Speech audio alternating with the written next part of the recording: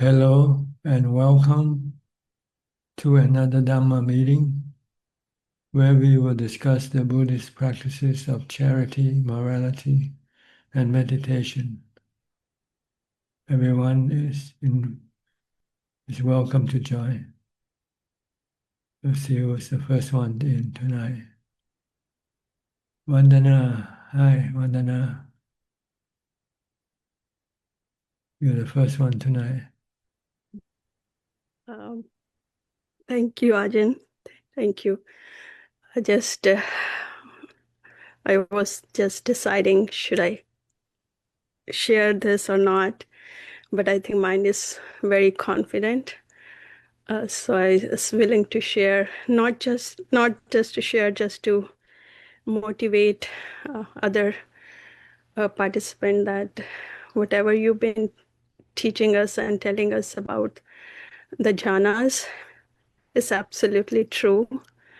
And nobody should think that they can't do it because you don't do it, the mind does it. And for me, my personal experience has been so beautiful so far in the Buddhist path that I'm just overwhelming with joy now. I don't know how to thank Buddha for showing me this path. I've been practicing now for 5-6 years. Came into Buddhism after personal suffering and then just started relying on meditation. And then somehow meditation started bringing fruit so quickly that I thought that I might have some previous karma which led me to this path in this life. So I've been telling you last time, I think I shared with you that some sankharas were coming and then mine was taking them as me. And then again, you said, just don't think too much. You're thinking too much. And I was. And then I let it all go. And then mind started just falling into so beautiful places where I can't even imagine that place exists. And it was just overwhelming. That is, my whole body is becoming just filled with coolness. Is everything from top to bottom is it feels like I'm just always taking bath, or it doesn't even I don't even remember that. Oh, I took bath yesterday because body feels so cold and light and always floating. It's lasting even after meditation. I'm just taking a walk and then mind drops there.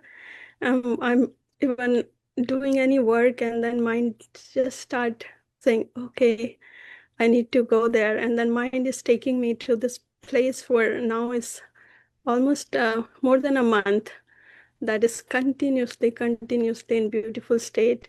Even had some worldly issues because I have a lot of overwhelming work and there are other stuff, but mind just doesn't want to take it anything. It's not, it's engaging with people, but again comes and just start dwelling in this beautiful place by itself. And I heard that sometimes people say that you get attached. But now I feel like that's okay to be attached, not too attached, but seeing that your body needs it, your mind needs it, because there's so many chaotic experiences outside that you try to deal with them, but you can't deal with them. You can't fix anything.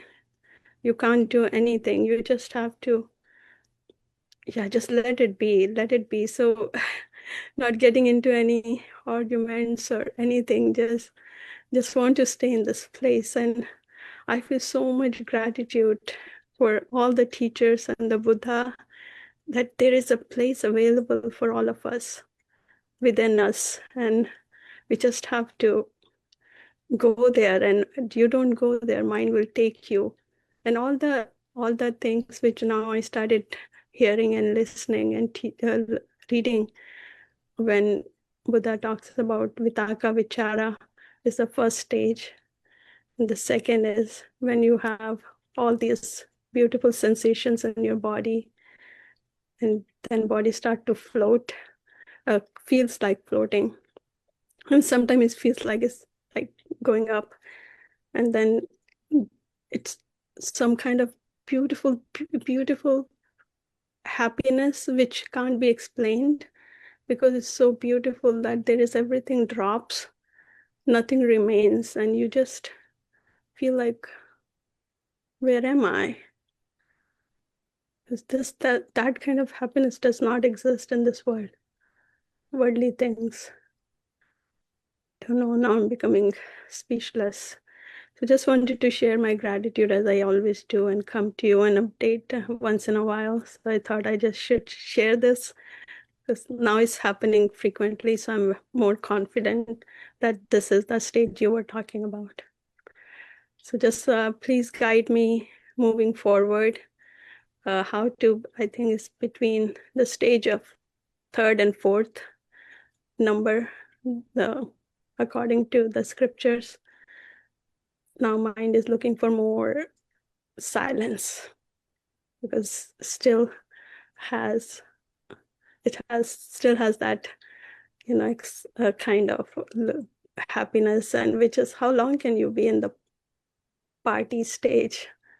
Now mind wants like complete silence where nothing can bother the mind because mind doesn't want to think. It's always blank, no thoughts. And when the thoughts start to arise, mind just sees it and just let it go right away. It's not engaging in that storyline anymore.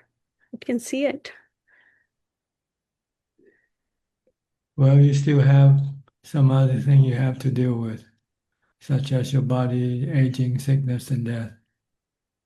So this is the thing that you have to tackle, to not be affected by the aging, sickness, and death of the body. Yes. Samadhi or calm is in itself is good, but when it's not in jhana, when it has to come out, then it has to see the reality of the body. And so you have to learn to learn how to let go of your attachment to your body. Like the Yes. body will sooner or later will get sick Yeah. and it will have to die. And that's Actually, what you have to work at, to teach your mind to remain calm and still and not be affected by the deteriorating nature of the body. Ajahn, so that's the thing that because I had dealt with some medical issues lately, not lately, it was part of my life that my heart condition, it was always for so many years.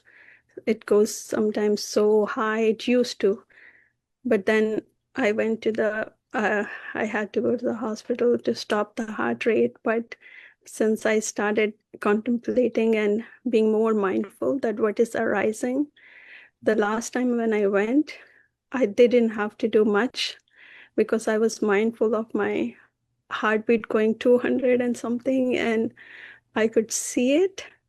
And in the emergency room, they did not have to do the procedure at all. They just put me on the bed and then started doing some manual techniques, and then it came down. I didn't even go higher than that. So I started contemplating since then that this body is just burden. It's not going to be my best friend forever. And especially because aging is also already started arriving. I feel very cold in the winter time right now in California, and I can see that how much dukkha body is creating. Just you keep feeding it every day. You just you're just taking it places. You're doing his body is just kind of now, of course, I'm taking care of it by eating healthy, doing my daily walking, yoga, all those things. But inside, I understand this truth that if I had to die at any minute, it's willing to take that because it's I think it's done with this, that okay, this is enough. It's enough now. I have to just as you said, a Suba practice. I did a lot of a Suba practice. And all those things brought those sankharas, which I shared last time that, okay, I can't, it was overwhelming. But then after that, something happened. And this, after a few months of that, Vipassana retreats, side effects, all the sankharas came on surface and then mind started dwelling in beautiful places. So now like it's lasting for 1 month or so, more than a month. So I feel like now it's going to change and go towards more calmness and more peace, means quietness. That's what I think it might, but I could be completely wrong. Can you please give more suggestions about how to contemplate more dukkha after coming out of this state of Well, kind of you have to uh, see the body when it's not in a comfortable zone, like right now. See how your mind will react when you subject the body to maybe some kind of pain, or some Mhm. kind of hunger, or some kind of, Yeah. uh, suffering situation, and see how your mind deal with these situations. Yes. Yes. I might just If your mind remain calm and peaceful mm, like before it happened, then it's okay, then it's good. But your mind start to have agitation, have restlessness, or have fear, uh, anxiety, or worry, then this is something you have to fix. Yeah. And you won't know it until you expose your body outside of your comfort zone. Right now, you're in a comfortable zone, so there's no need to do anything. But if you have to go live, say, maybe in a monastery, yes. uh, I'm I'm I'm going with my Ajahn to Sri Lanka, and I know there is a flooding situation, and I don't know how it will go. I will go or not. I'm okay with both situation, but that's how I might see more kilesa and defilements coming out, and how mind will deals with it. So you're absolutely right. Putting my body into the situation. Yeah. like sitting for for a long time for the Yeah. pain to arise, and see how you deal with the pain of the body. Yes. Yes. This are the thing that jhana samadhi cannot fix for you. Yeah. You can use jhana to escape from the pain, but you will still have to solve this problem Yeah. eventually. Using jhana is just like using anesthetics. Yeah. But you might run into a situation where you don't have anesthetics to use. Then you have to use vipassana or wisdom to teach your mind to see the true nature of the body and the pain. Yes. And they are anatta. They're not something under your control. And they come and go as they like. So you must be prepared to to meet them when they come. The ones that you don't like. The good Yes. Vedana is okay, but the bad Vedana is what bothers us, what bothers the mind. Yes. So you want to teach the mind not to be bothered by the bad Vedana, bad painful feeling. So this is something you have to do next. Once you have enough calm and peace, your mind will then know how to react accordingly. All you have to do is maintain calm and peace as if you're still in jhana, but without going into jhana in the face of pain or in the face of death. Yes, yes. Thank you. Thank you so much, Ajahn. I just want to add one thing, that these stages also impact the daily life so deeply that if you intend to go into a difficult situation, for example, the verbal, somebody says something and you feel that you want to react, but mind won't let you because mind is so calm that you're going to deal with that situation, and mind let it go right away. Even you thought, no, this is so big, you can't take it. You're thinking mind will tell you, but the next day, mind says, oh no, that mind just let it go. It's not registering in the mind anymore. That anything, even very strong, mind is not registering. It's just letting it go and You have to let go by wiping it. Yeah, seeing them as being anatta. yeah. It's wiping out. Nothing You have remains. you have to see anatta in everything. Yeah, yeah. Sadhu, sadhu, sadhu. Thank you so much, Adan. Okay, fine. So try to see everything as anatta, like the weather. Your body is part of the weather system. Your feeling is part of the weather system. Everybody you meet, they are all part of the weather system. They are not under your control. They can be anything, be any time to you, and you must not, uh, if, be apprehensive of them. You must be able to face them calmly and peacefully. Okay. Well, we'll go to Sammy now. Hi, Sammy. Where are you now? Back in Bangkok, Nakhon Pathom. Yeah. Now I'm back in the massage school in Nakhon Pathom. Can you speak louder, please? You sound, or speak closer to the microphone. Yeah, I said now I'm back in Nakhon Pathom in Yeah, Salaya. okay. And still learning how to do the massage. Yes, I have 3 more days. I'll be finished with the course. Mhm. Yeah, but it was very nice to meet you the week before, Ajahn. Mhm. Thank you so much for your kindness.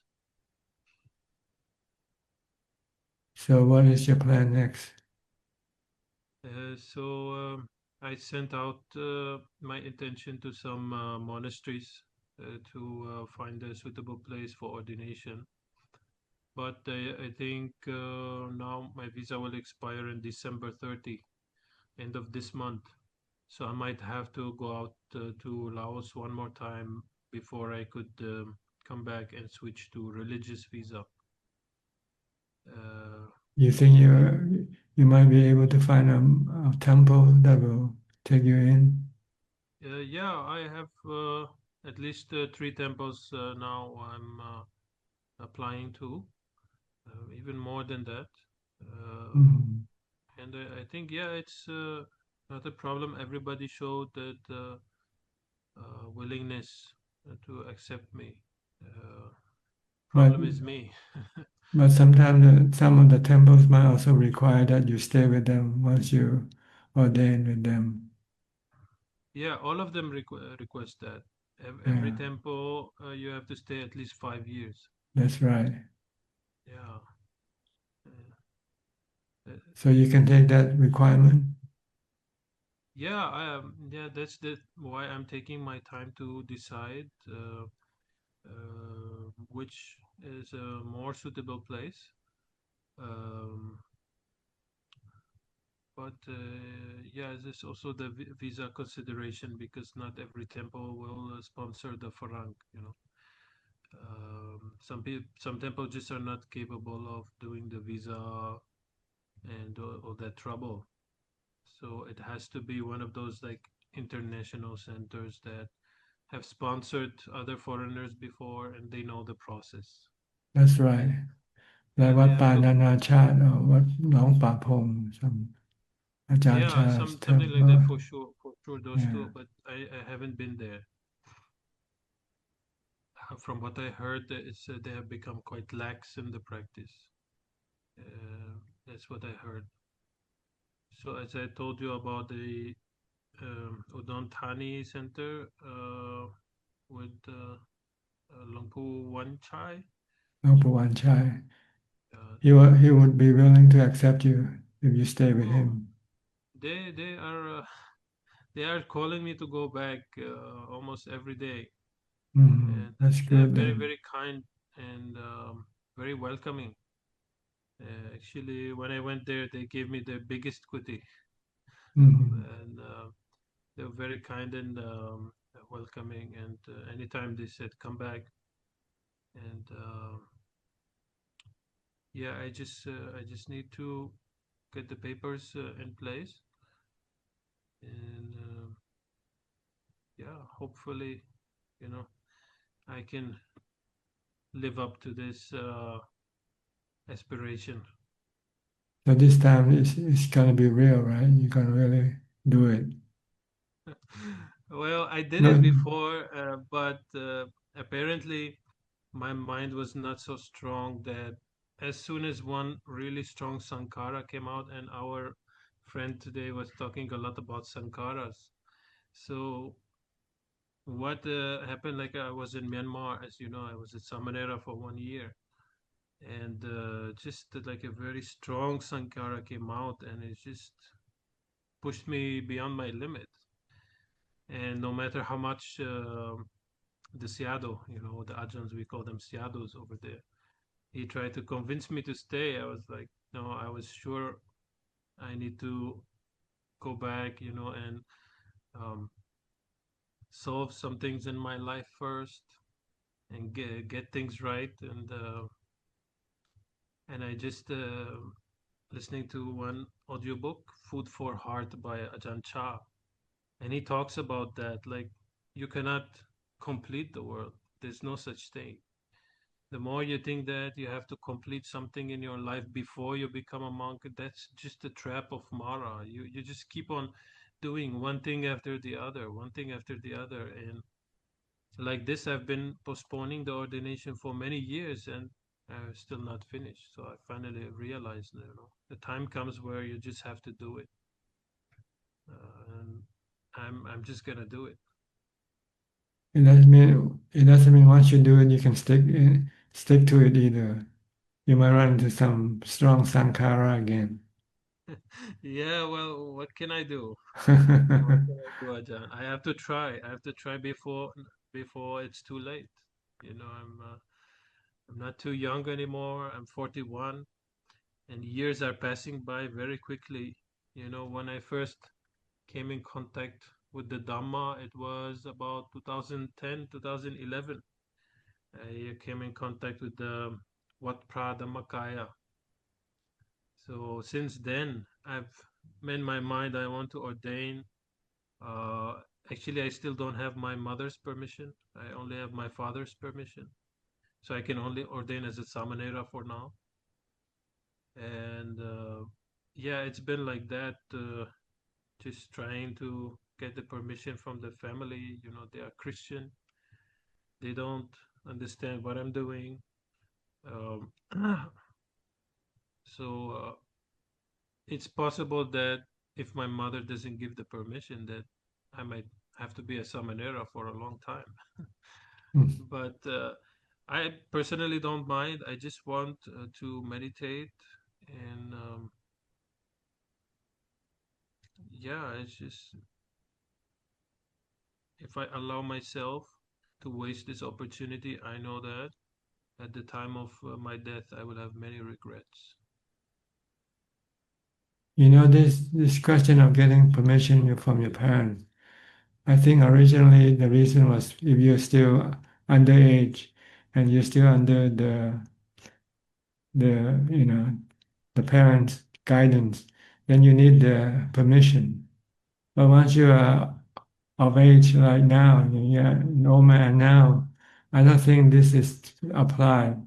But then again, it's just my opinion. Well, it depends on the preceptor. That's If you right. put It it depends on how. well, Yeah. yeah, they will ask you, do you have your parents' permission? And you cannot lie. So Mm. if I say only my father, maybe some of them will accept actually, but as I heard, but mostly, at least from what I know from Myanmar and the few places I know here in Thailand, that you do need a parents' permission. Same in Myanmar also. Yeah, yeah, absolutely. They won't accept otherwise because, Both parents or just either one of them. that's the thing. If you're not married, no matter how old you are, the rule is the Buddha never gave specific rule. When his father asked him, please, you have to stop ordaining people without parents' permission, and the Buddha conceded. He accepted his father's request. Mm. So as long as you're not married, then you have to get your parents' permission, even you are 50 or 60 years old, doesn't matter. And if So you're that's married, then you have to get permission from your wife, huh? well, I don't have a wife. No, I mean So in the case of a married person, who yeah, would he get a permission from the spouse or from the parent? yeah. So then it will still be difficult either way, from mother or wife. Mm. They both want to keep you on samsara. So what to do, huh? But and I knew that I checked that Samanera doesn't need permission. So as far as I know, Samanera can also attain the Magapala. So it Mm. doesn't matter even if she doesn't give the permission, I can just become Samanera and meditate. That's the important thing is once I get in the robe, uh, the mode of life will be different, and I will be protecting myself with this vinaya, and I will be in a monastery, and I'll be able to focus more on the practice rather than just going here and there doing courses and basically not very important things. Okay. You have any question tonight? So Ajahn, thank you for your time. Okay. Hope you succeed or achieve what you're expecting to. Okay. With your blessing, and All right. Stay in touch. I will do. All right. Next, Anura from New Zealand. Good evening, Ajahn. Can you hear me? Yes, I Yeah, can hear you. yeah, it's very inspiring, Ajahn. So Mm. it's worth joining this meeting. So get more inspiration, listen to your Dhamma and others' successes. So that's good. You know this permission thing, is it applicable also in Sri Lanka? Sorry? This getting ordained, you had to get permission from your parents. Does this work Yeah, out in the same in Sri Lanka? I think so. Yes, yes. But I Mm. don't know about the older people need permission, but I haven't heard. But Mm. yeah, I'm not so sure. But I haven't inquired about that, Ajahn. Yeah. So Ajahn, just listen to those jhanas. So I have a question came through.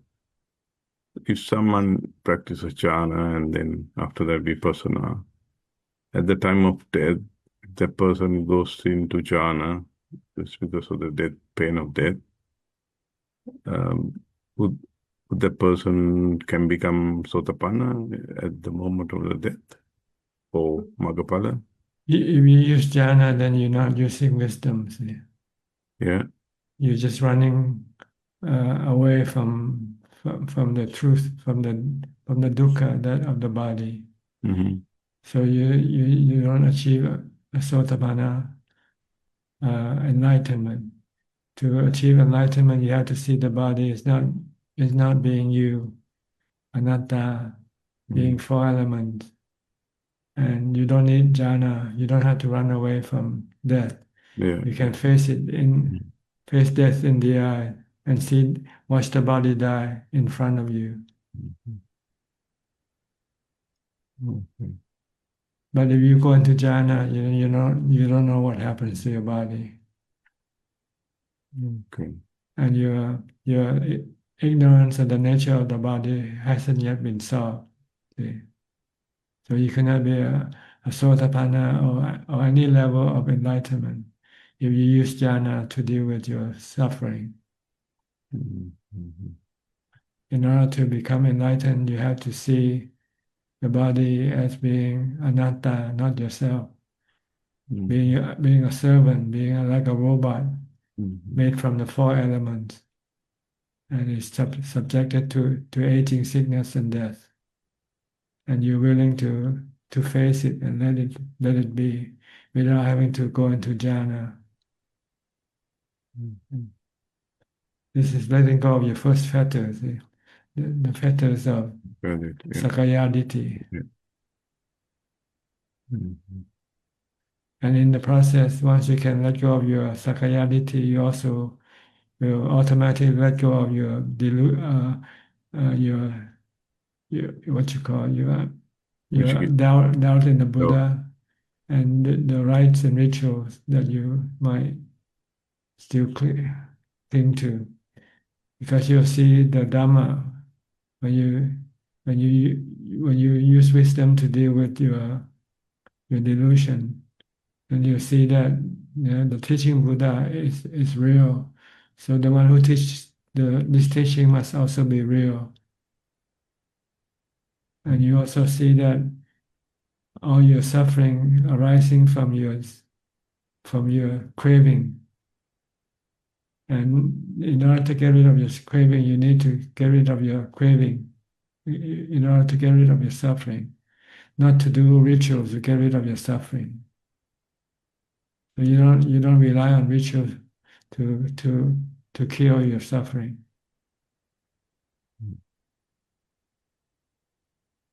Okay. All you need to do is to accept reality and stop your craving.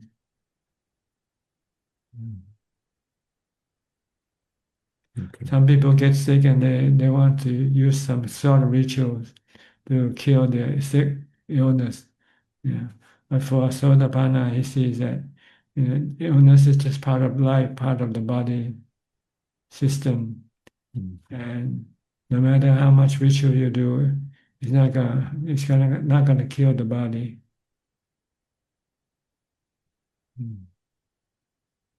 So the first three fetters will all be taken care of once you got the first fetter right, when you see the body as being anicca, dukkha, anatta.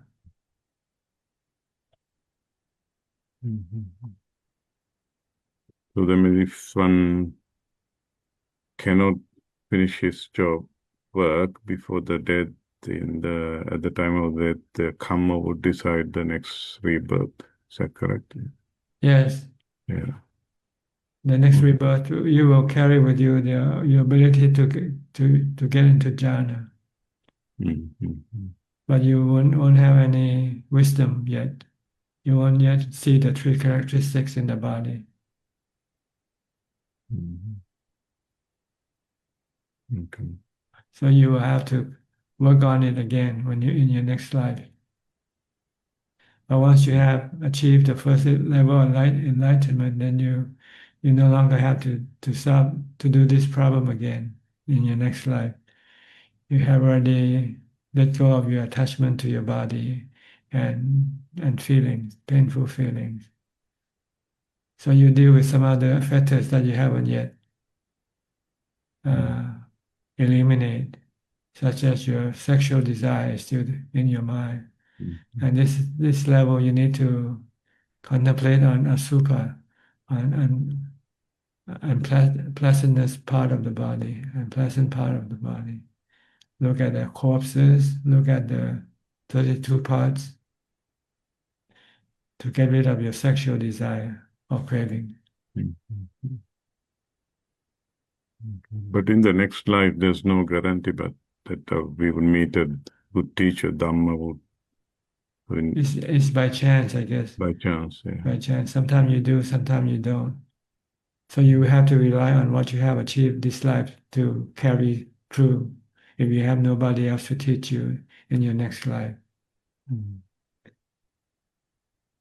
Like the Buddha in his last life, he was able to enter the jhana by himself Yeah. without, but he didn't know anything about the three characteristics of existence. Mhm. So he has to work out until figure things out himself. See everything as being anatta, not under your control. Mhm. And the reason for your suffering is because you want to control things that you cannot control. So you have to stop trying to control everything. It's just to let it be. Let the body be, let the feeling be, let the mind be, let everything be. All you need to do is stop your cravings for, for trying to control them. That's all. Mhm. Once you can do that, then your mind will be able to let go of your attachment to everything. Stop all your cravings and stop rebirth in the process. Mhm. Mhm. Okay? Yeah, thank you, Dhamma. Yeah, that's good. Yeah. Maybe. Where's your wife? Yeah. I think she couldn't get up, so She's still sleeping, huh? yeah, she Okay. did some meditations. It's still late night time. Okay. Yeah. No So problem. Just wondering. yeah. No, yeah. We Okay. all, even last few weeks, we couldn't join because we were a bit late, so we listened online. Yeah. Okay. That's yeah. So in terms of my practice, Ajahn, so I started. It's good that every time when I wake up in the morning, as soon as when I put my feet down on the floor, in my head. I start with Buddha, Dhamma, Sangha. It can play automatically now. So Good. Can you carry it until the time you go to bed? that's difficult. So and then I switch to when I get in, and until I arrive at work, I chant Itipiso and all this uh, Good. Yeah, at least you have in his something head. to control your thoughts. Yes. So after work, that's harder. Anyway, I will get there. Yes. Yeah, it's a good start. At least you're starting now, and Yeah. you'll improve as you go along. Yeah. I do meditation in the morning. It's very good now these days. So yeah, I just see looking at the blanket with emptiness, so just not no thoughts coming in. I think I can. I feel good Good. now. Yeah. Yeah, good. Let's continue to practice. Thank All you for right. the teaching. You're Thank welcome. Yeah, thank you. Next, B. Ravin from Bangkok. Hi, Prajan. Good evening. Hi. How are you doing? I'm fine, thank you. I hope you are fine as well, Prajan. Yes, I am. Thank you. Prajan, I was listening to your conversations earlier, and I didn't know. I mean, I think the first point is I didn't know that to get ordained, you actually have to get permission from parents. But I don't think that applies to Thailand, right? That's only in some. No, it applies to everybody. You have to get your permission from your parents. Or at least your parents must go and meet the monk who's gonna ordain you. So he knows that your parents have permission for you. Usually this is how it works in Thailand. If a son wants to ordain, then the parents will take the son to go see the monk at the monastery. So this is automatically giving permission without having to write, put it on paper or something like that.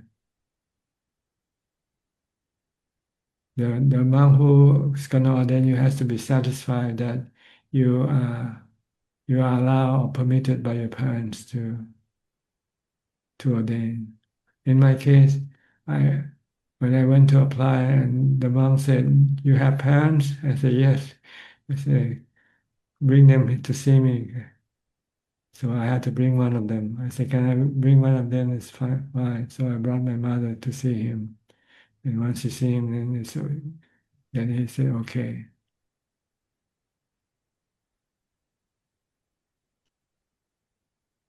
Oh, I see. I learned something new today, Ajahn. But for And me, I thought getting permission is more for underage person rather than a grown-up person. Uh, like in Thailand, once you're 21, you're considered grown up. You should be able to do any legal thing. So I thought maybe ordaining also is like that, but I'm not sure. It's depend on how the monk, the preceptor will interpret this rule. I see. But I mean, the monks themselves, right, Prajan, as Samanera, for example, is for those under the age of 20. You can only be a full monk once you reach 20. If you're younger than 20, you can only be a Samanera. Yeah, you're not mature yet to keep the 227 rules. So you only keep the 10 precepts first as a novice or samanera.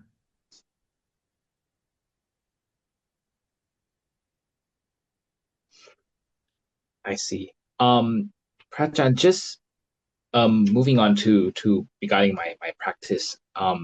You you mentioned just now earlier that jhana is not enough to eradicate suffering. Do I understand correctly? Is it because jhana only brings about peace and calm of the mind, but it doesn't bring about any wisdom, which we need to cultivate to kill the fetters? Well, jhana can suppress the fetters temporarily, so the suffering disappear temporarily, but not permanently. Once you come out of jhana, your mind can still start to crave for this and that, and then suffering will come up from your craving. See? But with wisdom, you see that things that you crave for is bad for you, like your body, your feeling, because they are not permanent. They're not what you call constant. They change. They keep changing. So when they change from good to bad, then you can get suffering from that. So if you see this with wisdom, then you don't have crave for the body or the feeling. Just leave the body alone. We all crave for the body not to get old, get sick, or die. We want the body to live a long and healthy life, but we cannot do that. When we cannot do that, then it can cause us suffering. So when you see this with wisdom, then you say you cannot expect the body to last forever. You have to come to terms with the truth of the body, which is it will get old, get sick, and die. This is wisdom. So this is not something jhana can do for you. Jhana only stop your cravings temporarily when you enter into jhana. Your craving for not to get sick, not to die, will be suppressed temporarily. So you didn't feel any suffering when you're in jhana. And once you come out of jhana and you look at your sick body, your body with a terminal cancer, then your mind can start to have suffering. But if you have wisdom and accept that this is part of the nature of the body, and there's nothing you can do anything about it except accepting it. When you accept the truth of the body, the nature of the body, then you stop your cravings for the body not to get sick or die. Once you stop your craving, then the suffering that is created by your craving disappears. So you can look at the body, look at a sick body, look at a dying body, and not feeling any suffering, because you have vipassana or wisdom. You see anicca temporarily, body is temporary, birth, aging, sickness, and death. Anatta, you cannot stop this process.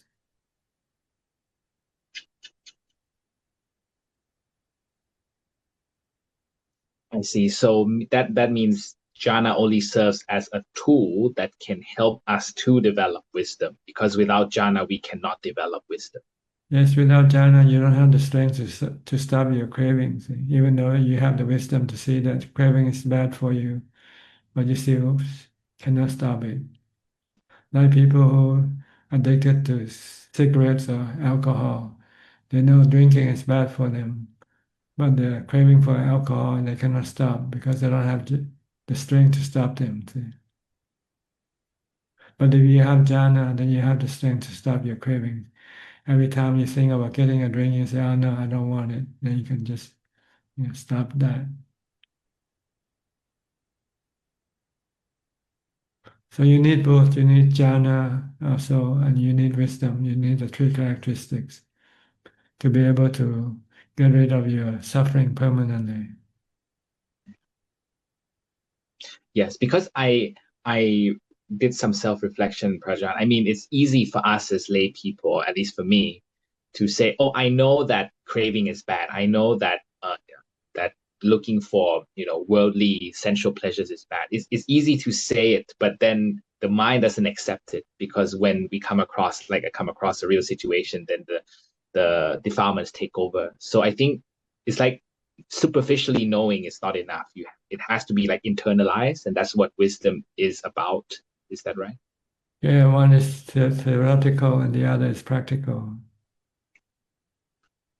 When you come to the real thing, see how you react.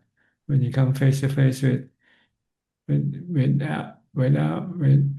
the things you need to have, you wanted to have, how do you feel? Can you remain unaffected, or you start to feel bad, feel the blues, or feel the lonely, and so forth?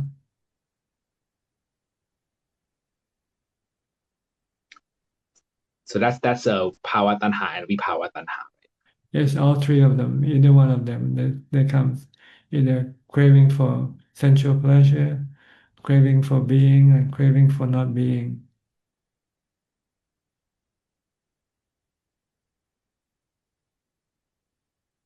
So these are defilements. Yes, they're the cause of your suffering, see. The cause of your depression, the cause of your stress, anxiety, the cause of your loneliness, sadness. These are from these three cravings. So it means that, like, for example, people who suffer from depression, it's not really an illness. It is just rather having defilements clouding the mind. They don't understand where is it coming from. It's mental illness. Yeah, that's what I call it. Because at least when I feel stressed, I always find meditating really does calm the mind. But that's temporarily. See, when you meditate, you stop your cravings. When you come out of meditation, you can still have the same type of stress or anxiety again. But if you have wisdom, then you get rid of your stress, anxiety permanently without having to go into meditation. But you have to have a strong mind to be able to stop your cravings. Once you see with wisdom that craving is the source of your suffering.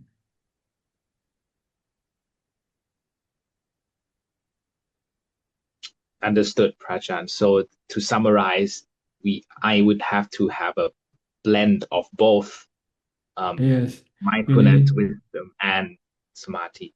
You need to use mindfulness to stop your mind from thinking, from cravings. And then you need wisdom to teach you that your suffering is being caused by this type of craving. If you have feeling the blues because you have no drinks, then the wisdom will say because you want to drink, that's which caused you to have the blues. So if you want to get rid of the blues, just then stop your craving for the drinks. When you don't crave for drinks, then you don't feel the blues. This is the Four Noble Truths, right? Yes, this is what we're talking about. Buddhism is only talking about the Four Noble Truths. This is the principal idea behind Buddhism.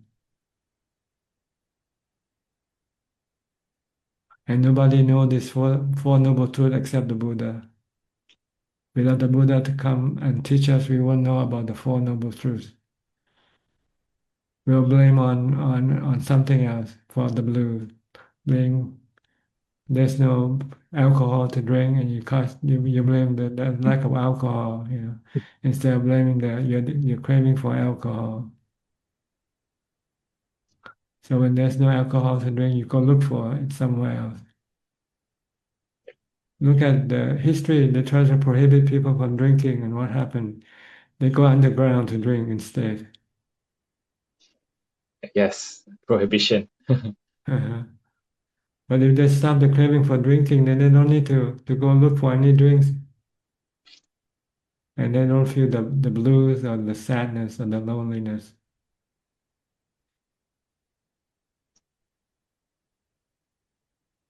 In order to stop your craving, you need to have jhana. The mind strong enough to have jhana will have the strength to stop your cravings. Once wisdom tells you this is the cause of your problem. Okay? Yes, Prajan, very clear. Thank you. All right. Next. Celia from Peru. You've been in a few times but didn't have a chance to speak. You had to go? Hello, Brian. Can you hear me? Yes. Yes. Happy to be able to talk to you. Yes, I have to leave at 9. Well, Oh, I my see. 9 a.m. Yes, because I have to attend to my mother. So It's sometimes I almost get there, time now. sometimes not. Yeah. Yes, but yeah, happy I could join because I've been extremely busy these last weeks, and I will also be busy in the next week. So yeah, lots of thoughts coming, lots of things that I have to do and take care of. So yeah, I just wanted to join to center myself a little bit and listen to the Dhamma. So yeah. Okay. Yeah, December is a busy month for buying gifts and so I parties hope and I wish it was only that. But actually I just finished the pre-surgery exams of my mother just yesterday. That took a lot. And tomorrow it's her birthday. So we are doing a celebration here, a little gathering. And I see the anxiety of I want things to go well. Yeah. So yeah. That's craving also. I was thinking that when I was listening to your talk with David, it's total craving, and I see the anxiety of, yes, Because you buying things cannot here. control things. You cannot always make things go well. Yeah, Sometimes can go wrong, go opposite from what you expected to. yeah, Anatta, you not under not everything is under your control. yes.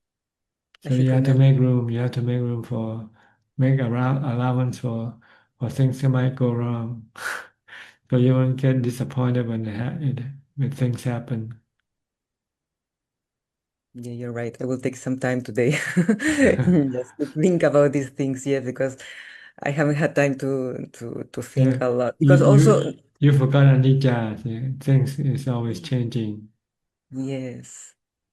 And next week is her surgery, actually. So we're going to be most of the days at the hospital. Mm. And there are more things to take care of, no? So I'm finishing with the birthday and starting with the other plans. So yeah, and of course I also want that to go well. So yeah, but I will Yeah, try to remember that as you say. yeah. You have to use the word que sera, whatever will be, will be. Yes, I will. I will try to. Actually, my mother knows that song. I didn't know, Uh-huh. but my mother knows that song. She Yeah. started singing that song in English, and my mother doesn't speak English at all, at all. Uh-huh. And It I was asked her, it how was do you a know? very popular song, I think, worldwide. This song is popular worldwide. Yes, but not actually. She told me that her boyfriend, when she was like, oh, like I don't know, more than 70 years ago, Uh-huh. sang that song all the time in English. And she Yes. didn't know English, but because she heard and she started singing, "Que será, whatever will be." And yeah. And Yes. I remember that I told her at that time, "Oh, your boyfriend, they were really small. He must have been a very wise person. That's good. You shouldn't have let him go." And she told me, "I didn't let him go. He went out to be a monk, a Catholic."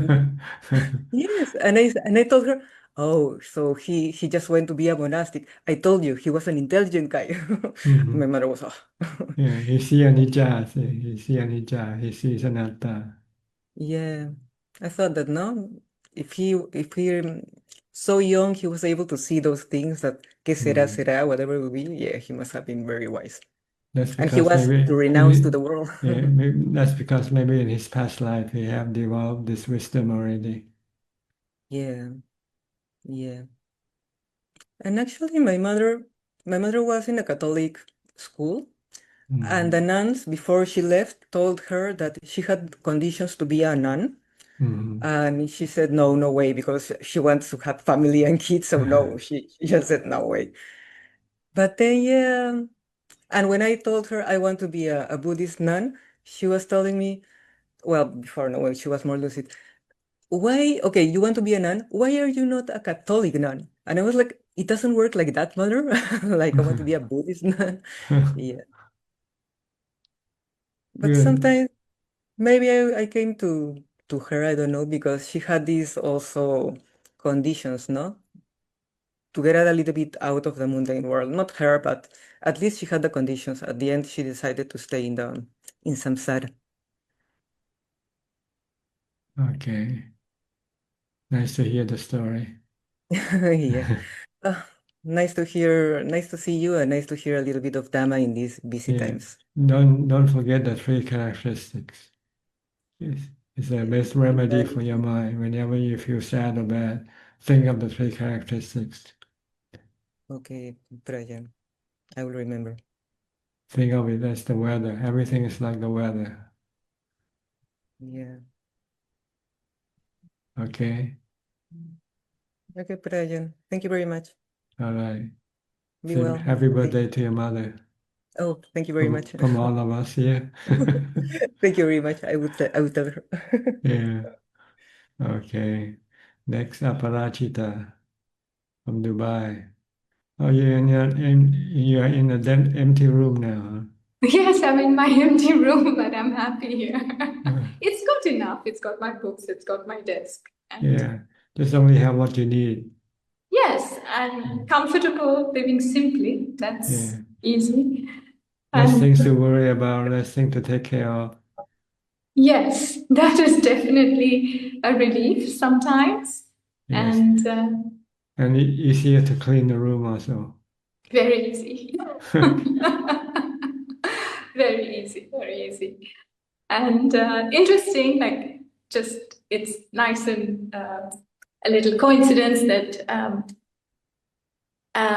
the previous speaker was talking about the song Ke Sara Sara, and when you mentioned it first, I remember when I was young and my father used to drop me to school, and there was always a bit of traffic jam, and I used to be like, oh my God, I'm going to get late.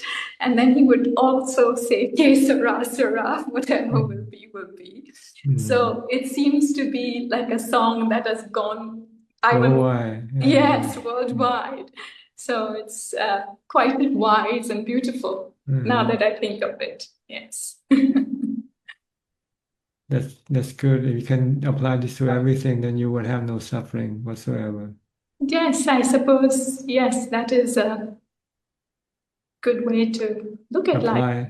Apply to your body, apply to your feeling, Yes. apply to your emotion, and just let them be. What else can you do? Mm. You can only use equanimity to deal with everything. Just stay calm, stay still, and don't react. Let things happen. Then there will be no suffering.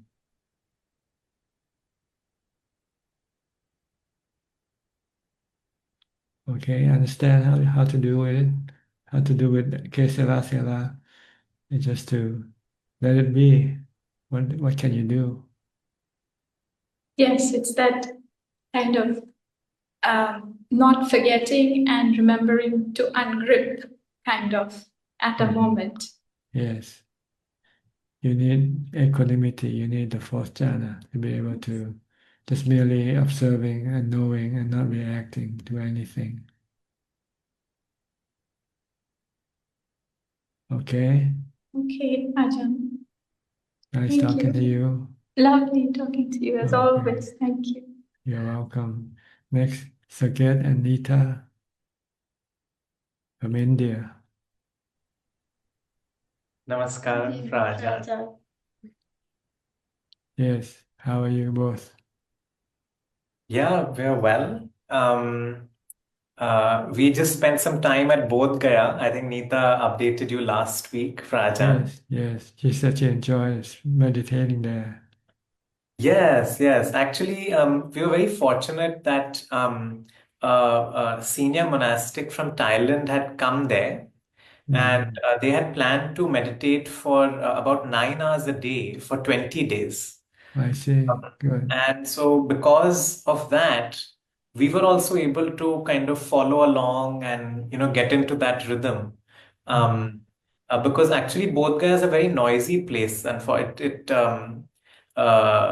it's noisy, and there's a lot of beggars, and there's it's not very pleasant in many ways. However, because they had that intention, they were sitting under the Bodhi tree and meditating. So we also sat and kind of learned to sit with all various auditory impingement and loudspeakers and things like that. And I think overall it became quite an enriching experience. Besides, of course, it's a very special place because a lot of the Lord Buddha's enlightenment. And also, I think that became a very, would you agree with that? Yeah. I do. Yes, yes. It gave us the stamina to sit for long hours and do meditation. Yes. And so, Fraja, now we are thinking, we're not sure whether we will succeed very well, but we want to try to maybe build more meditation into our day. And so, maybe something like 5 to 9 in the morning we'll meditate, and 5 to 9 in the evening. So we're thinking we're going to try something like that. And 9 to 5 of the day is kind of open. So we wish to try that kind of a routine. And just wanted your thoughts, Rajan, about this routine itself. And next, that there are few opportunities that are coming up for more travel. And I wanted your thoughts on whether it's worth going or skipping. One is that there is a senior monk from Thailand coming, and he's leading a Dutanga walk. One part of which will also go through a tiger reserve on the last day, I think, which normally we aren't allowed to go on foot. Do you think it's a good idea? It's maybe a 3-4 hour drive from where we are. And do you think it's a good idea to step out and go for such a program? Well, it depends on whether your mind is ready for it or not. You have to know if you're ready to take the test. If you're not ready, then you cannot. Then you will not be able to do it. But as far as practicing is concerned, I think it's more better to do it alone than in a big group. Yes. You still need a big group. It means you're still very weak on your own. You need somebody else to kind of push you along, drag you along. Yes, yes. Actually, I think it's going to end up becoming a big group. And then I think that it might just become like a walk in the park, really, and label of a tiger reserve. That's what it was coming like to me. You won't get much meditation, but you might get lots of effort putting in the hours. But mindfulness is not very easy to achieve when you're around people. Yes, yes. You need to be alone to really develop mindfulness. So it depends on your status as a practitioner, whether you're just a beginner, intermediate, or advanced. So I certainly consider myself a beginner still. Beginners, you still need a lot of things to help you push you along. Like places to go meditate and people to meditate with. But once you are able to have enough mindfulness to do it on your own, then you want to be alone. You don't want to practice with other people. Right. So if you find it useful and can help push you on on the path, then it's okay to do it. Mm.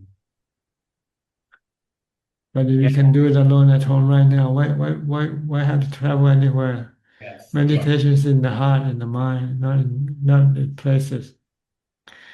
Places are like the trapping of the Mara, that somebody said earlier. Sensual pleasures. You still want to go see, hear things. You know, when you're staying at home, you don't see or hear things. That is different. But once you can have mindfulness to bring your mind inside, then it doesn't matter where you are. Every place is the same. With a mind that doesn't go after sight, sound, or smell anymore, then they can be anywhere and do the practice. All they need is a quiet place. Mm. Yes, yes. Actually, that's very helpful advice. That answers a lot of questions Mm. for Ajahn. Yes. I can definitely work on this advice. Thank you so much. Yeah.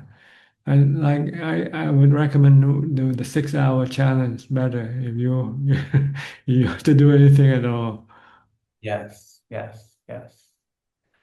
Mm. Right. Or do the mantra challenge, the Bhutto challenge. Yes. Carry the Bhutto all day long till the time you go to sleep. Yes, yes, yes. That's more useful, I think. If you can do it, it means you have constant or continuous mindfulness. Yeah. Right.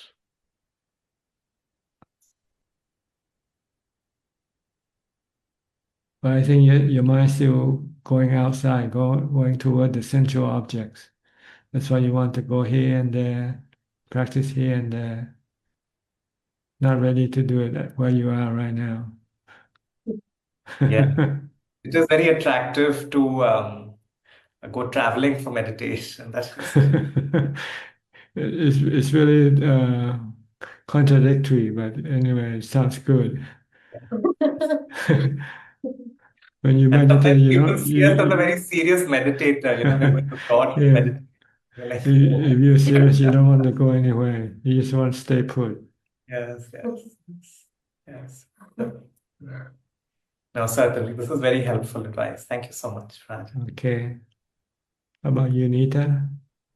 Raj, and I do have some retreats coming up, so but this advice is very helpful, and eventually there would be a point where I would stop traveling, and soon I feel that so. Yeah, And did you hear the first participant talk tonight?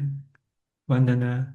yes, She somehow managed to find that peace in herself, and she just yes, feels so blissful. She didn't want to do anything else. Just stay with that bliss state of true, mind. true, Farzan, and she's a friend of ours, a good friend of ours, and we've seen her put right efforts for a very long time, and so Oh, happy. you knew her. You know her. From Yeah. California, we were in the same city. So Santa Clara. yes. Yeah. Okay. Good. Are So she's you still in touch with her? yes, yes, I see. Okay. Good. we Yes. But you should ask her for advice how to do it. are. How... We recently talked, and she was asking about my Bodh Gaya trip, and I rejoicing in my efforts, and I was rejoicing in hers. But yes, I'll keep trying, Ajahn, and I'll keep discussing with Kalyana Mittas, and of course, your advice is always very helpful. And Yeah. sitting under the Bodhi tree, many times Saket and I would come back and discuss that Ajahn Suchart, whatever he says, he's so right and he's so direct, and it's so helpful to just focus on the tip of the nose, and it's so helpful to keep being mindful from the moment we get up to the moment we go to bed. It's difficult, but if we go into that practice, if we go into that habit, it really works wonders. Yeah. This is the goal that you should set up for yourself. I liked your analogy about football also last week, where it should be like we have to keep the football with us. Similarly, we have to be mindful to have our chant with us throughout the day. Yeah, good. Thank you. All right. Hope you find peace, like Vandana have found her peace. It's present. So hopefully. Okay, good. Next, we'll go to Ricardo from Spain. Hi, Ricardo. Is this your first time joining us? Yes, good evening, Tanayan. This is the first time. Okay, welcome to our meeting. Thank you. I would appreciate some guidance because I have changed my practice. So I've been meditating for 15 years, more or less, on my own, reading books. But my practice has been just sit and relax and be aware. And throughout the day, the same, walking or doing whatever, but just to be aware without focusing. But I felt that I need some concentration. So I have changed recently and I practice sitting 2 hours or three per day and using the breath. From time to time, Buddha. Good. And throughout the day, I try to practice with the mantra also, to practice as much as I can. And how does it work for you? I've been doing that since 1 month or not much more, and I have noticed my mind more focused. I think that is the change is beneficial for me. Mm-hmm. And in a few days I will be fully retired, so I have more time now. And I want to increase the time of practice to improve the meditation, the practice. Yes, you're doing the right thing. You're practicing mindfulness, and when you're sitting, you're practicing meditation, anapanasati. The point is to be able to maintain mindfulness continuous enough to stop your mind from thinking completely. If your mindfulness is not continuous, your mind might be still running around. You might be watching your breath for a few seconds, and your mind starts to thinking about something else. You must bring it back to the breath all the time, or the mantra, whichever one to use. You can use the mantra, you can use the breath, but don't let the mind think. It doesn't matter how long. The length of time, it doesn't really mean that you're doing good. What determines your practice is your mindfulness. If you have continuous mindfulness, then your mind should be calm, quickly, and can remain calm for a long time. Okay. So watch out for your mindfulness. Make sure that your mind doesn't go think about any other thing. You have to have something. When you're not meditating, you might have to watch your body movement. Every movement of your body, you should be watching it. Whatever you do, drinking, eating, taking a bath, shaving, brushing your teeth, whatever you do, you have to be watching that activity only and not let your mind go thinking about other things. Then when you meditate, your mind can stay with the breath more longer, and the longer it's able to stay with the breath, then the more calmer it will become. Okay. Thank All you. right. Okay. Pranaya. Yeah. Where are you from in Spain? From South Spain, South. at the south coast, Barcelona, from Malaga. Malaga is in Malaga. Yeah. Okay. near Africa. Okay. It's in Spain, but very near Near Africa. Africa. It's an island, No, it's a city on the coast. On the coast, but closest to Africa. Yes. Okay. Nice to see you. Thank you, Tanajan. Thank you very much. Okay. Next, we'll go to Sao Paulo with Ubeka. Hi, Alfredo. Hi, Bante. How are you? Are you sleeping? No, I'm in my house, my kuti, meditation. Okay. I find my obra, my renovate room, renovate house. I see. Yeah. You like it? Yes. Mhm. Yes, very good, very, very good. Mhm. Beautiful, beautiful. Mhm. Painting yellow on the floor. Okay. Good. Meditation on morning, meditation in the afternoon. It's okay. Meditation all day long.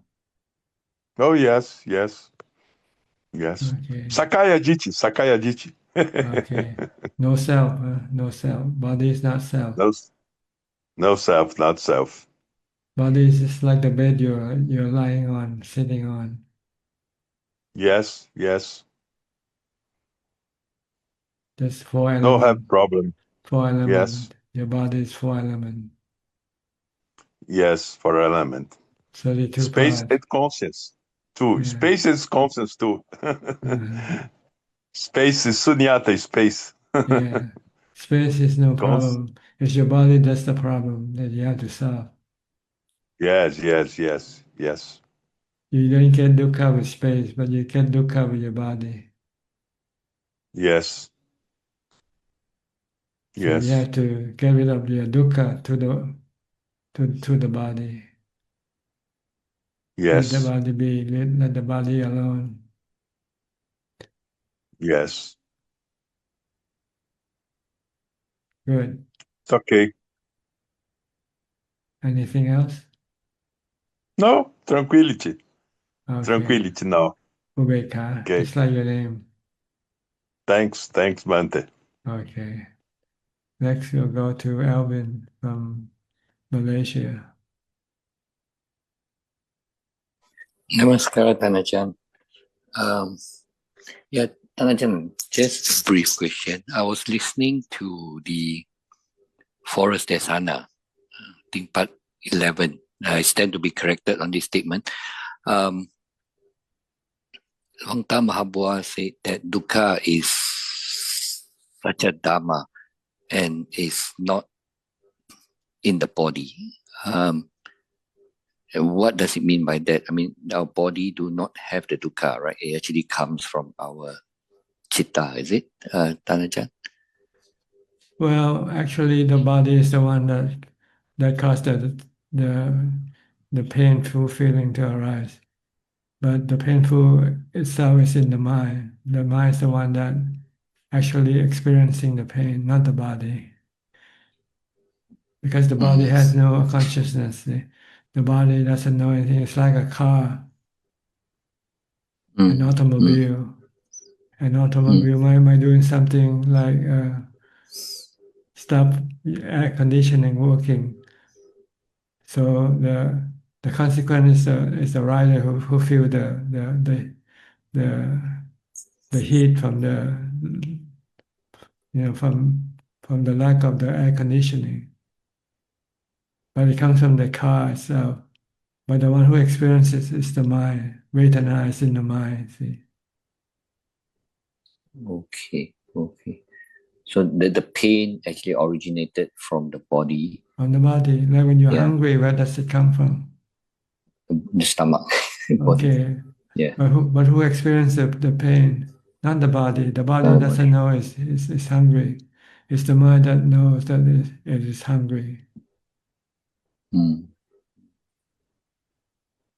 But that's besides the point. The point is how to deal with the hunger when it appears. If you cannot get any food, how do you gonna deal with it? And then you find out that the suffering from hunger is separate from the hunger. The hunger is like an initiator that cause the suffering to arise in the mind, the dukkha in the mind. And the cause of this dukkha is because of the craving for food that causes the mind to have dukkha. If you don't want to have dukkha, then you have to stop your craving for food. But you can still feel the hunger, but you will not have any dukkha from the hunger, because the dukkha from the hunger is caused by your craving for the food. Yeah, that's correct. Because Ajahn, on the day that I fast after noon, when I don't think about food, because I know I'm fasting, so Yes. I don't feel hungry. But sometimes it comes, just for a moment, you feel hungry for a moment, then you've just forgotten about it because you don't think about food. So That's when right. the day when I don't fast, even sometimes midnight, I feel very hungry. Even though I have eaten, I feel very hungry. Yeah, because your mind crave Yeah. for food. Yeah, Ajahn. Okay. So the goal is to stop the dukkha or the suffering in the mind, but stop the craving that the mind has for anything. When you have craving for something and you cannot get it, you feel the suffering, right? True. Yes. If you don't want to have any suffering, then don't crave for anything. Yeah. Long way to go, Ajahn. You need a lot of mindfulness. You need a lot of equanimity to be able to stop your mind from cravings. Yeah. Even when I practice Buddha while walking, after a while, I just forgotten about it. Walk like maybe for 5 minutes. After that, I forgot about it. Okay. Thanks, Ananja. Thanks. Next, Ted Yenso from Penang. Ajahn, good evening. Ajahn, when somebody pass away, how many hours we need to wait, let the body settle down before we send him or her for cremation? I don't know. It's up to you. As long as you're certain that the body actually dies, because sometimes the body doesn't die. Maybe it just go into what you call, unconscious, but still not fully dead. So you need to have somebody confirm that the body is first dead, because we have stories about some people who people think they die, but when they put in the coffin, they could hear the coffin knocking from the coffin. So when they open up the coffin, and the person who was thought dead is still alive. So you just have to make sure that the person actually died before you do anything to the body. Okay. So you have to go ask the undertaker. I don't know.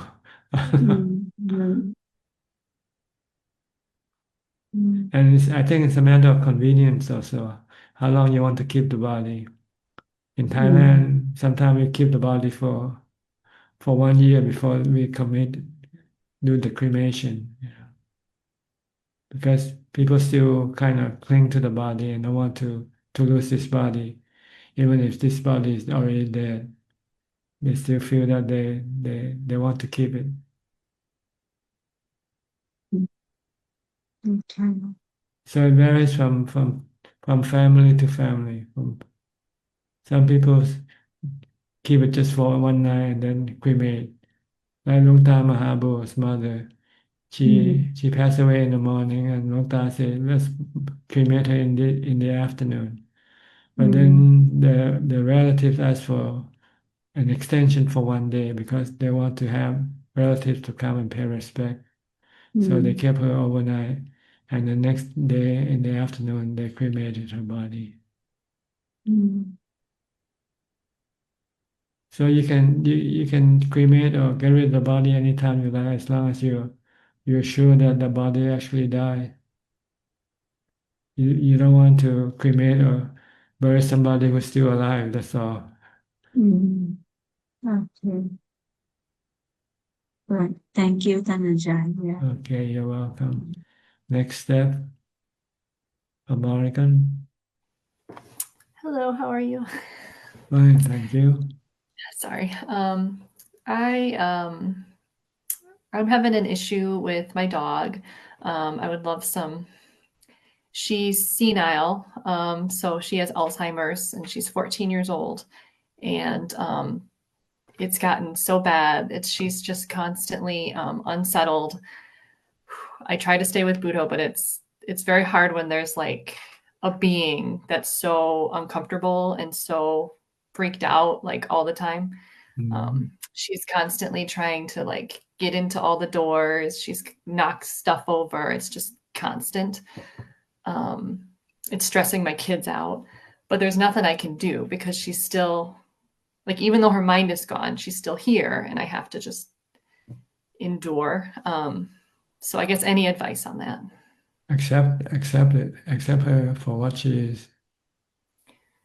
So I'm like, being disrupted is probably what I'm having the hardest time with, probably, because it feels so, it's just constant. Like I can't relax ever because she's so just accept that that's what it is. That's okay. Can you put her in a cage or someplace where she doesn't bother other people? I have had to start putting her in an office at night because I did put her in a cage and she desperately tries to get out, and it was really stressing out me and my son. So it's been very hard. Yeah. But she's like, she's gone mentally, but I can't, she's still there. You know what I mean? I can't, she's a being. I have to treat her with respect. Yeah. Yes. But you also want to protect other people from her. Yes. From her action. Can you tie her or something to a post or something like that? It's gonna have to be what starts happening. It just feels so bad because she's like the family pet, and now I have to treat her like a nuisance. It's like hard, but I think that is the way I have to go. Yeah. Okay. That's all. That's what I'm dealing with. Yeah. This is change. Anicca. See, people change. Dog change. Yeah. That was what, like last night I was so just distraught, but then anicca, impermanence, and that was really helping. So Anatta also can help. You cannot do yes, anything. because she is anatta, and I am anatta. I can't. Yeah. You cannot change her. She's like the weather. She's like a storm. Yeah. I just got to endure a really long storm. Yeah. Okay. But I mean, to protect other people, it isn't wrong to isolate her in somewhere where she won't bother other people. It doesn't mean you're being cruel or anything like that. You're just being realistic. Thank you. That really helps me to hear that, because I've been having a lot of feeling really bad. So I appreciate that. Thank you. Yeah. Okay. Yeah, you can hear her right now. She's just yeah. But if we can endure her freedom and let her live as the way she likes, then that's okay also. Yeah, then she's fine. If she can do what she wants all day, it's fine. Yeah. Okay. Thank you so much. I really appreciate it. This should be a lesson for you. So next time you won't get another dog. I really wanted another dog, and now I know I can't. This is what comes down. No. Yeah. A lot of responsibility. Aging, sickness, and death, regardless of who. Take care of it. Yeah. Dukkha, life is dukkha, life is suffering. This is a big lesson for me. Yeah. Okay. Yeah. All right. Thank you so much. You're welcome. Next, outsourcing from Malaysia.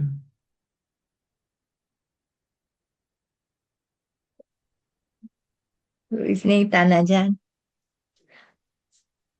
I have no questions. Okay. Tonight. I'm just living and paying respect. Still do the challenge, the 6-hour challenge every week? Yes. Okay, Yes, still carrying on. Find it helpful? Very helpful. To curb your cravings, yeah? Yes. Okay, good. Okay. Thank you very much, Ajahn. Intan from Indonesia. Good evening, Prajan. Prajan, I have one question, Prajan. Prajaan ever explained in Zoom, when we practice Dhamma, have 3 steps. One, first is physics, second is feeling, the third is mind. So my question, how to practice the second about the feeling? Feeling is when you have painful feeling. Mm-hmm. You have to learn to be able to live with the painful feeling without feeling any bad about the painful feeling. Mm-hmm. Like when you're hungry and you cannot have any food, you should try to keep the mind pleasant without being affected by the hunger. Mm. By accepting the hunger, and by accepting that there's nothing you can do about it now. So you just have to let the body go hungry for a while. Mm-hmm. Or if you're sick and you have painful feeling in your body and you cannot do anything, you cannot get rid of it now, then you have to learn to live with it. Mm-hmm. Try to live with it peacefully and don't feel hurt about the painful feeling. Mm-hmm. So, Prajaan, so how when we have we know that inside our we have a feeling like angry? When you have feeling angry Angry about what? about someone?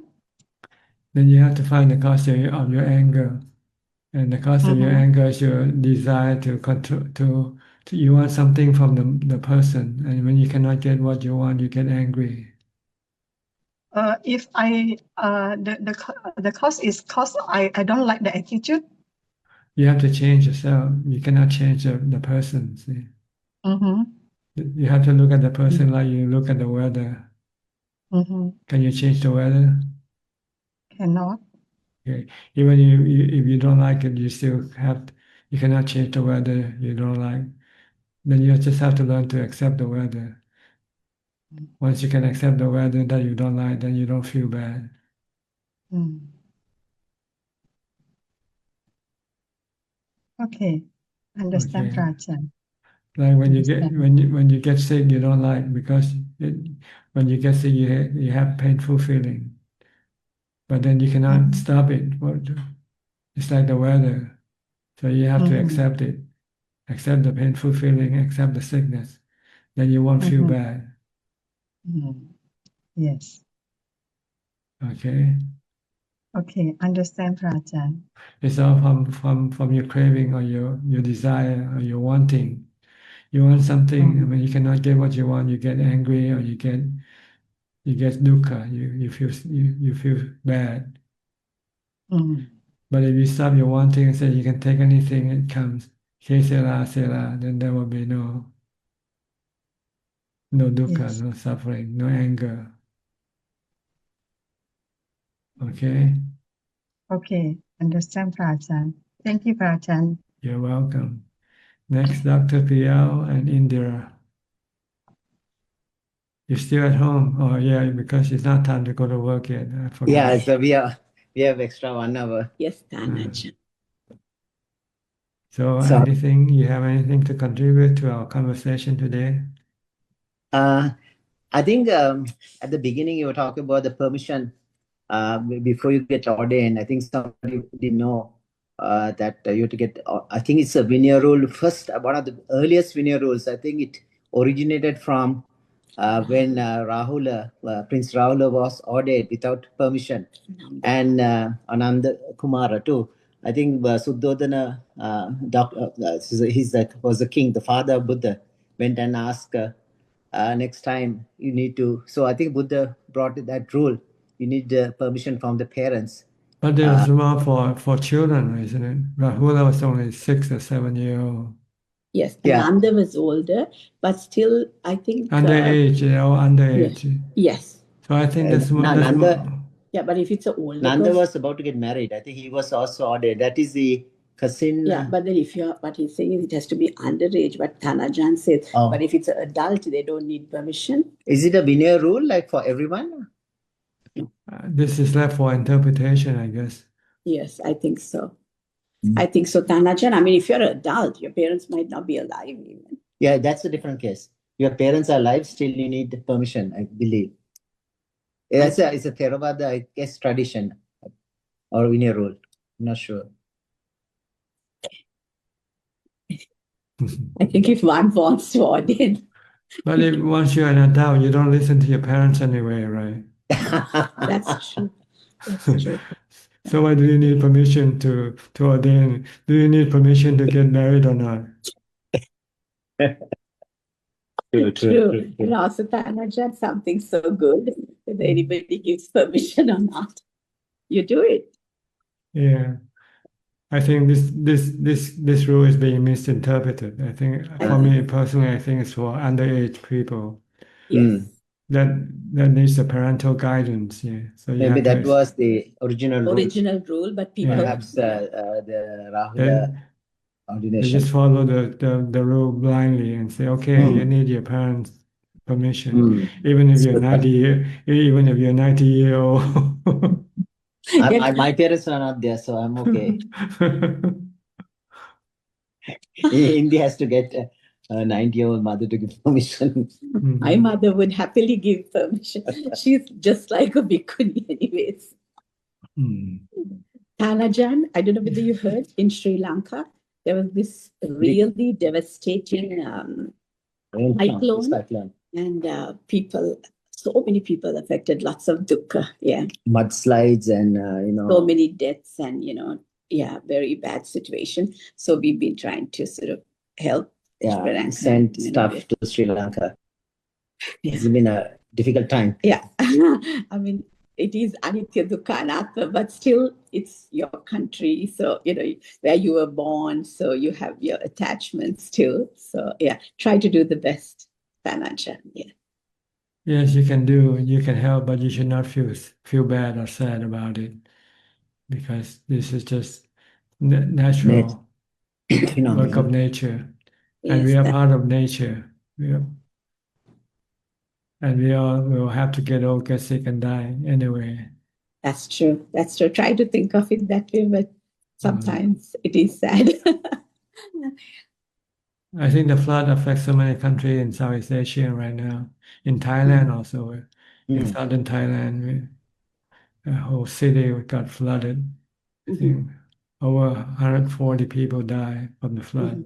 Yeah. Really? And I think there are more in Indonesia. So I heard there's 600 people died. Yeah. Yeah, it's going around. I think Sri Lanka so far, the count is 300 plus a lot of missing.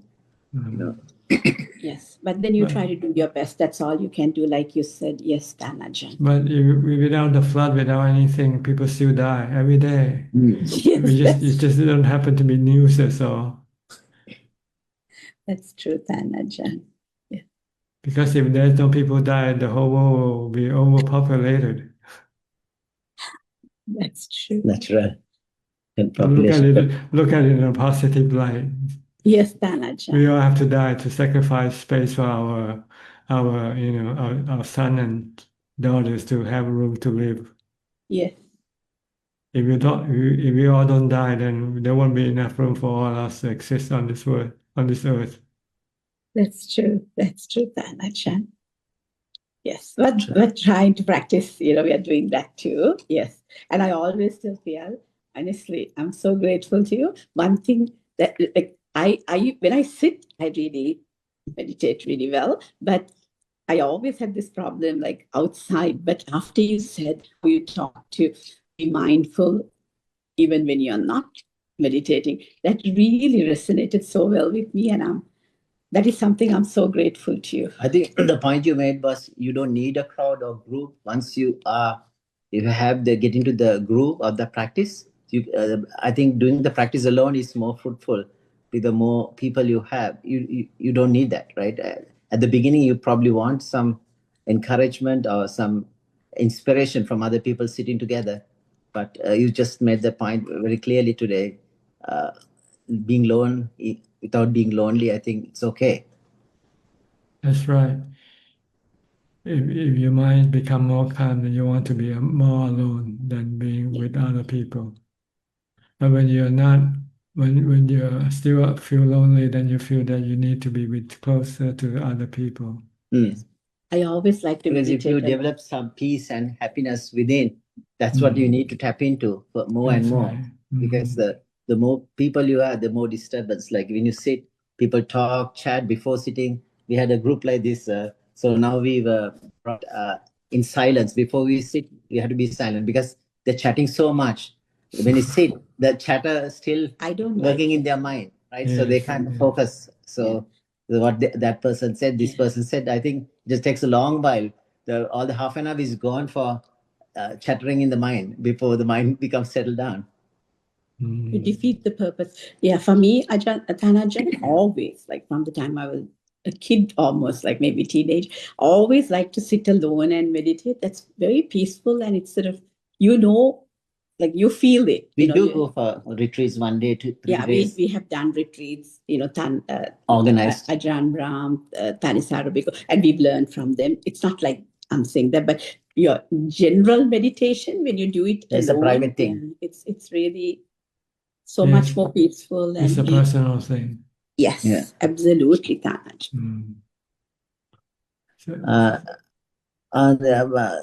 Thanachan, you talk about Anitya Dukkha Anatma always has to contemplate. It's sort of a wisdom part of the meditation, right? Even today, somebody asked about wisdom. So, Sutame, you still need some learning. Chintame, you need to contemplate, and then finally you apply application as a bhavana me pajna. So the 3 levels up by learning, by contemplation, and by meditating. The 3 wisdom levels. Once you contemplation, the wisdom, like the bhavana wisdom arise, you really don't need to go back to too much of the learning part, right? Because you already have the ingredients within you. First, you'll have to learn the theory behind the that's the Sutame part. The practice. First one. Once you know how to do the practice, then you do the practice. That's right. So less you need to dip into, because you're already you're tasting the food already. You don't need the recipes too much anymore because you're cooking the food and you're tasting it right now. Yes. Yeah. And to do the practice, you need the real thing. See, you have to have the real suffering for you to, so that you know whether it works or not. The theory that you have learned. So Anitya, like you a doctor when you study. Yes. You study about operating a person, but you don't actually operating a person until you practice when you graduate and then you enter the surgery room. Yeah. That's true. Yes, true. So the other thing I was asking, I was thinking about is this Anitya Dukkha Anatta. It's pretty, looks like very straightforward, but it's a more expanded, like if you look at more in an expanded way, I think the Anatma Lakkana Sutra talks about it. I think it's a more logical way. So if it's something impermanent, Buddha asked, is it suffering or not suffering? Then the monk said, yes, it is suffering, because something you want to have, it's gone, then it's suffering. So that makes things obvious for the 5 aggregates. So starting with the body. So if it's suffering, is it if it's suffering, is it wise to call it as self? Then the monk says, no, it's not wise to call it self, because if it's something suffering, it is impermanent, and is it worth calling it yourself? It's not worth it, because these aggregates are just activities. They're not permanent things. Even the body itself is an activity. So if they arise and passing away, why personalize this and say it's self? It's a because of the ignorance we call it self, right? So when you know it's not self, it's a useless exercise, right? You're going to suffer when you call it self. Yes, when you consider it to be a self, then you mean you can control it. See, but you cannot control it. Then you cannot say it's yourself. It's yourself. If it's yourself, then you must be able to control yourself. Control. So you not get sick, you don't get old, you don't die. You can't. No chance. That's right. Even the doctors have to die. Everybody has to die. Everybody. Yeah. Everybody. So anyway, so I'm thinking of maybe thinking of logical way. I mean, if it's changing and suffering, why call itself? It doesn't I make cling to- sense. Like if it's not changing, it's fine. Like it's okay to call itself, and that's cause of a dukkha because it's going to change, right? Whether you like it or not, it's going to change, and it is the result because if it's changing, impermanent, you are going to suffer because you can't hold on to it forever. That's the whole purpose. Yeah. Yes. It just means that the body is not you. It's just like you look at my body and you don't call my body you, do you? Do you? Okay, you should look at the body and say, this is not me either. That's These are how, some pixels on my computer. this is something that you happen to take possession of temporarily. True. That's true, Ajahn. So the same applies to the other aggregates as well. Feelings. Body is a bit hard because you feel it's permanent, right? I mean, you think it is permanent. Perception is a delusion of perception because you see all the time. But if you take an album and see how you're young and the change, you can see the change. If your photo album will show you the change. But when you see in the mirror, you think you're still the same, not change. Sure. Because the change is very slow. Slow. So you cannot, but if you take a photo of yourself 5 years ago and now and comparing, and you say, this is almost like two different person. I had lots of hair gone. Yes, Ajahn. Thank you so much for your teaching. You're welcome. Teruan Saranai. Next, we'll go to Philip from Malaysia.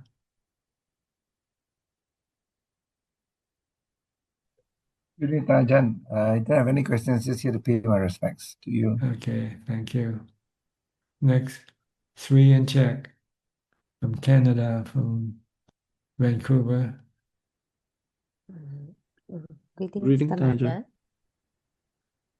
How can I help you? I hope you're doing well. I have a question. Like last week, you talked about like karma. Is karma only affect like the physical body? How about our mind? No, karma affects principally your mind. The body is just secondary. Sometimes it can affect the body, but sometimes it doesn't affect the body. Oh. But it directly affects the mind. As soon as you do something good, your mind feel good right away. As soon as you do something bad, your mind feel bad right away. But your body still remain the same, whether you did something good or bad, right?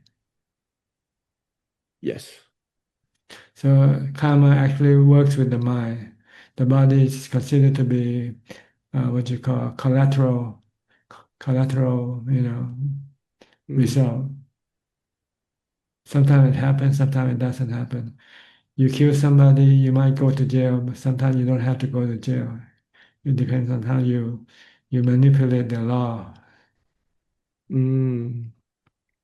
Okay, but you feel bad right away as soon as you kill somebody. And karma has three stages of showing result. The first one is immediately in your mind. When you did something bad, you feel bad right away. The second one, the second result will appear when after you die. When after you die, the bad karma that you have performed will then lead you to go to be born in a undesirable state of existence. Yeah. And then the third stage of your karma result is when you're reborn the next life. If you did bad karma, when you reborn the next life, you have a bad physical appearance or having unhappy state of existence in your next life. So karma works three stages. Immediately, right away, then next after you die, and then next after you're reborn. That's why we're born differently. Sometimes we are born, some people born happy, some people born sad, unhappy, some people born rich, some people born poor. These are the effects of your good or bad karma. Oh, okay. Right? Because in this world, people are different, right? Some are Yeah. rich, some are poor, some are good looking, some are bad looking, some are healthy and some are not healthy. Some have long life, some have short life. These are consequence of your past karma, good or bad. Okay. And so if I keep like practicing mindfulness and then try to keep the mind calm, and this become like our way of living, and then this karma will bring with us. Yes, whatever you do, it becomes a habit. It goes with the mind. If you know how to meditate, in your next life you can meditate right when you don't have to go seek a teacher to teach you how to meditate. Mm. If you know how to swim, then in your next life you can swim when you're born.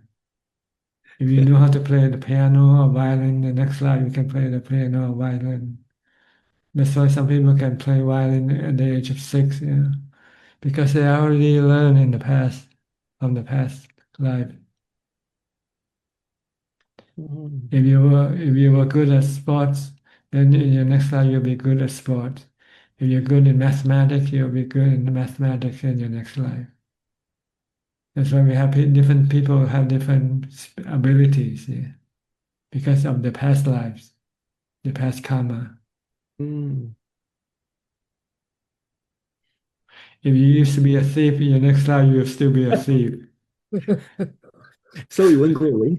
No, it's a habit. See, it's habit. It's fun.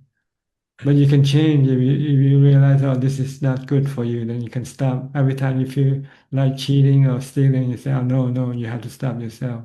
Then you can reverse the process. Oh, and mindfulness is the way to break this. That's why mindfulness and wisdom. Mindfulness is the one to stop your urge, your cravings. And wisdom is to teach you this is the wrong type of craving you should be having. You should crave to be good person. You should crave to keep the precept, crave to do dana, for instance. Mm. So you need to live with somebody who is wisdom, who's wise, who has wisdom and wise, to teach you what's good and what's bad. If you don't already know it in yourself, then you will need somebody else to teach you that. But if somebody already learned this in the past life, they then they don't need anybody to teach them. They know that to do bad karma is wrong, and to do good karma is right. And they keep doing the good karma and try to stop not doing the bad karma. Oh. So your past life affect your future life in this regard. Mm. And what you like and what you hate also go with you in your next life. If you hate some colors in your next life, you'll still hate that same colors. If you like a certain color in your next life, you'll still like that particular color. If you're left-handed, your next life you'll still be left-handed. If you're right-handed, you'll be right-handed in your next life. Oh. That's why we are different, right? Because of our past karma. See? Oh. Mm. If this Some life I people, achieve anyone. Oh, sorry. in this life, if you are an accountant, in your next life you'll still be an accountant. So. Can we turn to musician then next life? You can try, but you find it difficult. You'll find it difficult. Yeah. That's why Yeah. people change profession sometimes after they do it for a while and say, oh, this is not right for me. I see. Okay. And they eventually find the one that's right for them. Oh. Mm. Sometimes you don't want to be this, but your parents want you to be this. Yeah. Yeah. So you have to do what your parents want you to do. But after you grown up and your parents die, then you might change, going to do the things that you like instead of what your parents like. Oh. That makes sense. Yeah. Because you're still the same old person you are today. In your next life, you just carry over the mind without the body. That's all. The new thing is the body, but the old thing is the mind. The mind. It's like the saying that goes, old wine in a new bottle. Old wine, new bottle. Oh. You can change the new bottle, put a new label on it, but you're still the same old wine. Oh. Okay. If you're a white wine, you'll still be white wine in your next life. If you're red wine, you're red wine in your next life. But you can change right now. If you say, "Oh, I don't like this type of person I am," you can change Oh. by stopping doing the things that is not right for you, and try to change. That's why once you become a sotapanna, you change it to a sotapanna. Oh. I see. And you higher you change until the highest level, until you become an arahant or Buddha. Yeah. So keep trying. Okay. What I was saying, like if we achieve just one jhana in this lifetime, will this bring with us? Or Yes, one jhana. one time. Just one jhana. And that will bring with us like for next life. Well, it depends on how much you once you have jhana, if you feel good, you want to keep developing it, then you get more jhanas. Mm.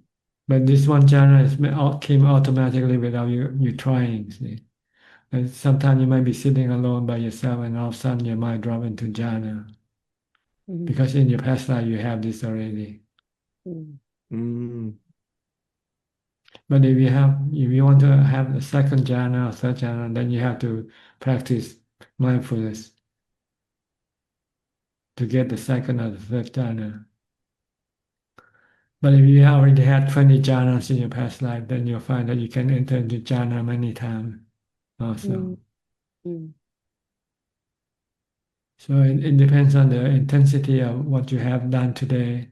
Will continue on over the next life. The more you did, the more you will have. The less you have, then the less you will have in your next life.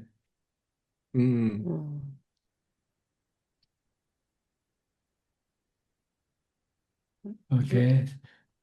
Yeah, I remember you were saying like it's like the feeling of falling, right? Like sometimes it can be like feeling of falling, and but like the but if it's happening a lot in the sleep, is that also from past life? The feeling of falling? Yes, it's all from your past karma. Oh, okay. Yes. Okay. Yeah, yes. We're running out of time. Yeah, Thank thank you, you, Ajahn. Ajahn. Thank you. All right. Next, Gary from Singapore. 1 minute. Evening, Thanajan. I'm just here to pay respect. No questions. Thank you. Okay. Same with Belinda. Hi, Belinda. Just pay respect. Oh, you want to make any comment? You're welcome to. Yes, silence is golden, Ajahn. Thank you. Okay, good. I'll go to Kunjub now for more questions. กราบนมัสการท่านอาจารย์เจ้าค่ะ We have 5 questions altogether. The first 2 questions are from Lee Tekwa. Hi ท่านอาจารย์ What will happen when someone is in deep meditation and someone else tries to wake him up? Is it harmful to the meditator's mind? Thank you. Well, it can cause the practice to be disrupted temporarily, and it might take a while for that person to regain that level of practice again. So it's better not to disrupt anybody when they're meditating. Next question from Lee Tekwa. To become a Sotapanna, is maintaining a constant mindfulness daily and having wisdom good enough? Thank you. Yes, you have to look at the body as not being yourself. Look at the body as being somebody else. If you look at the body as being somebody else, then you don't care what happened, right? If somebody else gets sick, you don't care. If somebody else dies, you don't care. So that's the way it should be with your body. You should not care. If it's gonna get sick, you don't care. If it's gonna die, you don't care. The next three. Because it's not you, it's anatta, it's not yourself. Okay, next. The next three questions are from Pauline Soon. The heart wants to practice, but the kilesa defends it too strong and not allowing it to practice. Can Ajahn give some advice to fight the kilesa? Well, you should bargain with your defilement. Say, can I have maybe half of the time for you and half the time for me? Next question. Is it a wrong action if someone leaves the family to go for practice? It depends on whether you have any responsibility for the family or not. If you have, then it's wrong. You should carry on with your responsibility first. And the last question. As a good meditator, is it compulsory for he or she to learn all the Buddha's teaching or maybe a sutta? Thank you. Can you repeat again, please? Yes. As a good meditator, is it compulsory for the meditator to learn all the Buddha's teaching or maybe a sutta? Thank you. You only learn how to meditate. If you're meditating, just learn how to meditate. You don't have to learn about other things yet. That is all, Ka. That is all.